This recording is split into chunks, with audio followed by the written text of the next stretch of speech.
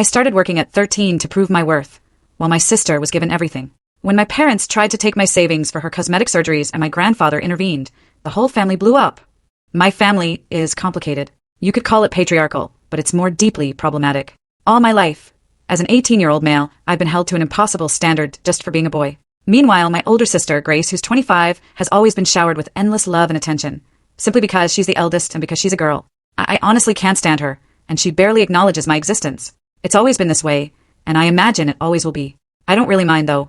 Grace is insufferable, and there's a good reason she doesn't have a single friend. No one, apart from our parents, can tolerate her for more than 6 months. The longest anyone, friend or boyfriend, has ever stuck by her side is half a year, and frankly, I don't blame them. Even 6 months with Grace is an achievement. The worst part is, she's so completely oblivious. She genuinely doesn't understand that she's the problem. She's been raised to believe she can do no wrong, that everyone else is against her, and that she has every right to cut anyone out of her life who doesn't treat her like royalty. Well, tough luck, because the real world doesn't operate that way. All this entitlement stems directly from our parents' enabling behavior. They dote on Grace beyond reason, to the point where my younger sister, Kelsey, who's 14, and I sometimes feel like we're just decorative props, and they only ever wanted one child. But I'm so grateful to have Kelsey. I love her more than anyone else in the world, and I desperately want her to escape this toxic environment as soon as possible, especially since our parents actively encourage Grace's behavior and try to pressure Kelsey into emulating her. I know if Kelsey turns out like Grace, she won't accomplish anything meaningful in life. She's too young to be molded into a carbon copy, and I absolutely refuse to let that happen.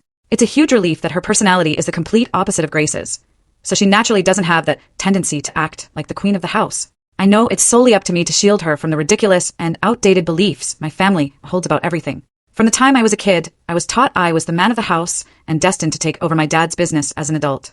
It was drilled into me early on that being a man meant shouldering endless responsibilities, being serious all the time, and earning money to provide for the family. That's just what the men in my family did. I never questioned it, so I internalized it all. However, the push to start earning my own money began incredibly early. My father declared he wouldn't hand me any opportunities on a silver platter. He said he'd only offer financial assistance for college if I could prove I was worthy of his help.